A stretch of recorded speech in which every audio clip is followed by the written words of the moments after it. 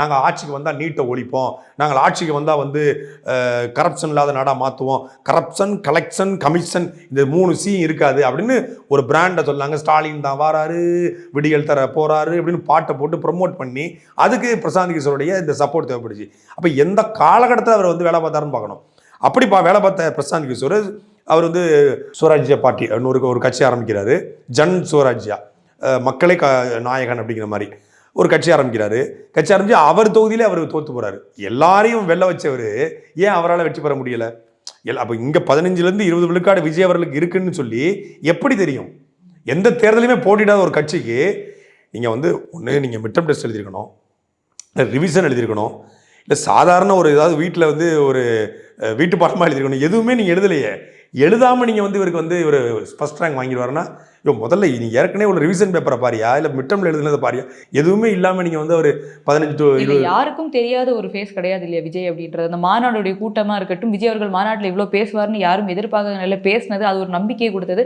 எங்களுக்கு ஒரு திமுகவுக்கோ யாருக்கோ எங்களுக்கு ஒரு மாற்று வேணும்னு அவங்க ஆசைப்படும் போது அந்த இடத்துல தாவேகான்ற ஒரு கட்சி வருது அப்படின்ட்டும், திமுக ஆட்சி எங்களுக்கு பிடிக்கல, அதிமுக வந்து ஒரு கூட்டணி ஒரு பலமாக இல்லை, அவங்களுக்குள்ளே பிரச்சனை, பாஜக இப்படி இருக்குது, நாம் தமிழர் இருக்கும்போது எங்களுக்கு ஒரு ஹோப் வந்து புதுசாக ஒரு ஹோப் வருது. அதுவும் நாங்கள் சினிமாவில் ஸ்க்ரீனில் பெரிய அளவில் பார்த்த ஒரு ரசிகர்கள் கூட்டம் இருக்கும்போது ஏன் நாங்கள் வந்து விஜய் அவர்களுக்கு வாக்களிக்க கூடாது தளபதினு இன்னைக்கும் வந்து கத்துறாங்க இல்லையா? இல்லை அது இருக்குது. நான் இல்லை விஜய் அவர்களுக்கு கிரேஸ் இருக்குது, மாஸ் இருக்குது, அவர் பெரிய என்டர்டைனரு, சவுத் இந்தியாவிலே பிக்கஸ்ட் ஆக்டரு, இப்போ கேரியரோட உச்சத்தை புதறிட்டு வராரு, எந்த மாற்றுக்கிறது இல்லை.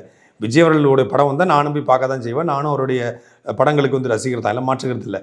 ஆனால் அது வாக்கா மாறுமா? இந்த 10 லட்சம் பேர் மட்டும் வாக்களித்தால் போதுமா? ஜான் ஆரோக்கியசாமியோடைய ஆடியோ ஒன்று வெளிவருது. அந்த ஆடியோவில் சொல்கிறாரு இப்படி போனால் கட்சி 2% கூட தாங்காதுங்கிறாரு. இப்போ ஜான் ஆரோக்கியசாமி சொல்கிறத நம்புறதா, பிரசாந்த் கிஷோர் சொல்கிறத நம்புறதா? இப்படி தேர்தல் வியூக வகுப்பாளர்களை நம்பித்தான் காமராஜர் வந்து வெற்றி பெற்றாரா? இல்லை தேர்தல் வியூக வகுப்பாளரை நம்பித்தான் அண்ணாதுரை வெற்றி பெற்றாரா? தேர்தல் வகுப்பாளரை வச்சு தான் எம்ஜிஆரும் ஜெயலலிதாவும் தமிழ்நாட்டில் மாற்றத்தை கொண்டு வந்தாங்களா, ஆட்சியை பிடிச்சாங்களா அப்படிங்கிற கேள்வி இருக்குது. இன்னொன்று, சுயமாக புத்தி இல்லாதவன் தான் இன்னொருத்தண்ட போய் ஐடியா கேட்பான். நீங்கள் உங்களுக்கு என்னை வந்து ஒரு இன்டர்வியூ வரீங்க, பல இடங்களில் பணி செஞ்சுருக்கீங்க, உங்களுக்குன்னு ஒரு திறமை இருக்க போய் தானே நீங்களே கேள்வி பண்ணீங்க. இல்லைனா நீங்கள் கட் பண்ணுங்க சார், நான் கேள்வி கேட்டு வரேன்னு சொல்லுவீங்க. உங்களுக்கு சுயமாக ஒரு சிந்திக்கக்கூடிய ஒரு ஆற்றல் இருக்க போய் நீங்கள் என்டர்ஃபியர் பண்ணுறீங்க, இடமறித்து கேள்வி கேட்குறீங்க. இந்த ஆற்றல் இல்லாதவன் என்ன பண்ணுவான்? திணறுவான், ஒரு நேர்காணல் கூட எடுக்க முடியாது. அதே போல் ஒரு தலைவன் என்பவனுக்கு கன்னியாகுமரி தொடங்கி சென்னை வரைக்கும் என்ன மக்கள் வாழ்கிறாங்க, அவங்களுக்கு என்ன பிரச்சனை எல்லாம் தெரியணும். இப்போ பரந்தூர் விமான நிலையத்தில் உளமாற பிரசாந்த் கிஷோருக்கு அந்த விமான நிலையம் வரணும்னு விரும்புவார். விஜய்க்கு என்ன நிலைப்பாடு இருக்கும்? தமிழ்நாட்டில் 1.5 கோடி வடநாட்டுக்காரங்க வாழ்கிறாங்க, இவங்க ஓட்டர்ஸாக மாறணுமா, இவங்க இங்கே வாழணுமா வாழக்கூடாதுன்னு சொல்லி பிரசாந்த் கிஷோருக்கு ஒரு நிலைப்பாடு இருக்கும், விஜய்க்கு ஒரு நிலைப்பாடு இருக்கும். இப்படி தமிழ்நாட்டுடைய முக்கியமான திட்டங்களில் பிரச்சனைகள் 800 அனல் நிலையமாக இருக்கலாம், இல்லை வந்து கூடங்குளம் பிரச்சனையாக இருக்கலாம், இல்லை ஸ்டெர்லைட்டாக இருக்கலாம். இதில் வந்து விஜயோட நிலைப்பாடு என்னவாக இருக்கும், அவங்களுடைய நிலைப்பாடு என்னவாக இருக்கும்? ஒரு மக்கள் தலைவன் மக்களுடைய வழியை உணரணும், மக்களுடைய மொழியை உணரணும். அவனுக்கு வந்து எந்த ஊரில் என்ன கிடைக்கும், எந்த ஊரில் என்ன பிரச்சனை, அந்த பிரச்சனைக்கு என்ன தீர்வு, கச்சத்தீவுக்கு என்ன தீர்வு, முல்லைப்பெரியாருக்கு என்ன தீர்வு, காவிரிக்கு என்ன தீர்வு, பாலாற்றுக்கு என்ன தீர்வு, ஈழத்தமிழர் படுகொலைக்கு என்ன தீர்வு அப்படின்னு எல்லாமே தெரிஞ்சுக்கணும். அப்படி தெரிஞ்சவன் தான் அங்கே வந்து தலைவனாக மாற முடியும். அப்படி இல்லைன்னா அவன் அதிகாரத்தை பிடிக்கலாம். நீங்கள் ஸ்டாலின் அதிகாரத்தை பிடிச்சார், இதே சேம் பிரசாந்த் கிஷோர் ஃபார்மெட்டு அவருடைய ஹெல்ப் பண்ணி வச்சுக்கோமே, ஐபேக் டீமுடைய முழு ஆற்றலை பயன்படுத்தி வெற்றி பெறான்னு வச்சுக்கோம். வெற்றி பெற்றாங்க, 4 வருஷம் ஆட்சி எப்படி நடக்குது? வெற்றி பெறுவதற்கு அந்த சூத்திரம் உதவிச்சு. ஆனால் 4 வருஷம் தடுமாறிட்டாங்களே. எந்த துறையும் வளரலை. டாஸ்மாகை தவிர இந்த அரசாங்கம் எதிலையும் பாஸ்மார்க் வாங்கலை. அது ஒன்று தான் 45,000 கோடி வருமானம், பொங்கலுக்கு 723 கோடிக்கு குடிச்சு தள்ளியிருக்கான். அதை தவிர இந்த அரசு எல்லாத்தையும் தோல்வி அடைஞ்சிருச்சு. 10,000 கோடிக்கு நாங்கள் வந்து அந்நிய நாட்டிலேருந்து முதலீடு கொண்டு வரோம். நாங்கள் யாருக்கு வேலை வாய்ப்பு? எந்த முதலாளிக்கு?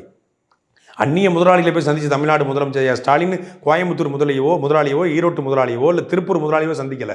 அதுக்கு பிரசாந்த் கிஷோர் பிளான் தர மாட்டார்.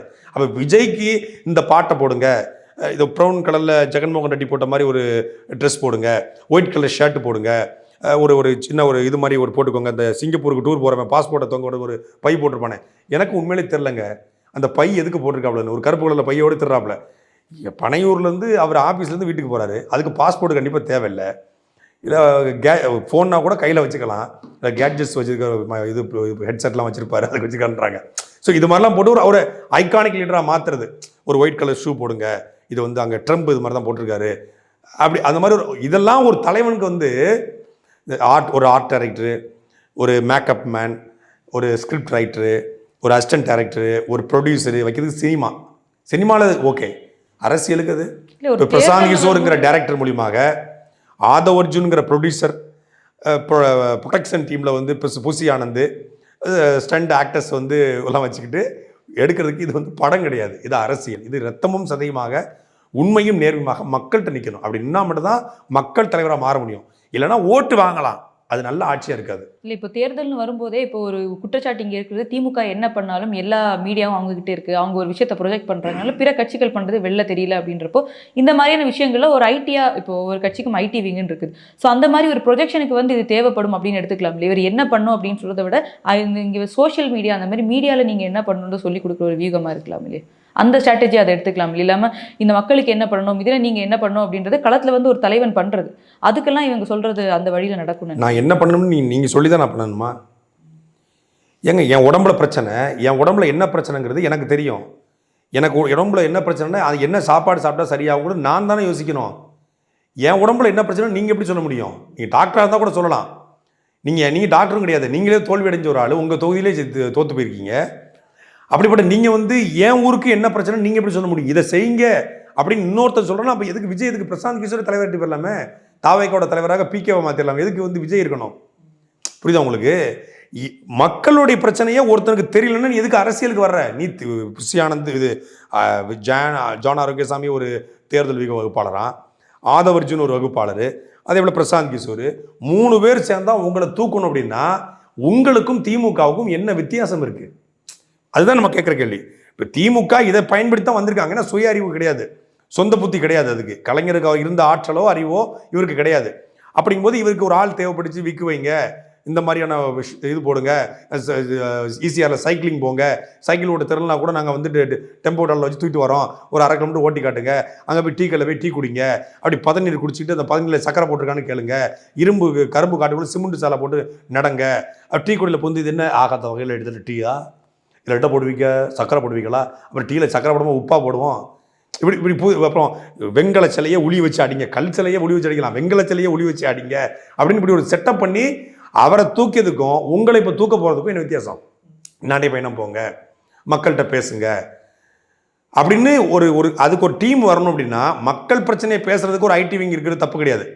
ஆனால் நீங்கள் ஒரு தலைவர் வந்து ஒவ்வொரு நாளும் அவர் போடுற ஷூவில் ஆரம்பித்து அவர் போடுற ஷர்ட்லேருந்து எல்லாமே ஒருத்தன் முடிவு பண்ணுவான் அப்படின்னா தமிழ்நாட்டு மக்களுடைய பிரச்சனையும் அவன் தானே முடிவு பண்ணுவான். இங்கே என்ன வரணும் என்ன வரக்கூடாது அப்படிங்கிறத அவன் தான் முடிவு பண்ணுவான். இது ஒரு கார்ப்பரேட் அரசியல். அப்போ இந்த கார்ப்பரேட் அரசியலை விஜயும் கையில் எடுத்தாருன்னா அப்போ ஒரு மற்றொரு அரசியல் கட்சி இல்லை ப்ரோ, நான் எக்ஸ்ட்ரா லக்கேஜ் இல்லை ப்ரோ அப்படின்னா நீ ஒரு எக்ஸ்ட்ரா லக்கேஜ் தானே. திமுக மாதிரி நீ பண்ணுற அப்படின்னா நீ ஒரு எக்ஸ்ட்ரா லக்கேஜ் தானே. அப்போ என்ன மாற்றம் உங்ககிட்ட இருக்குது? அப்படி தான் நம்ம கேட்குறோம்.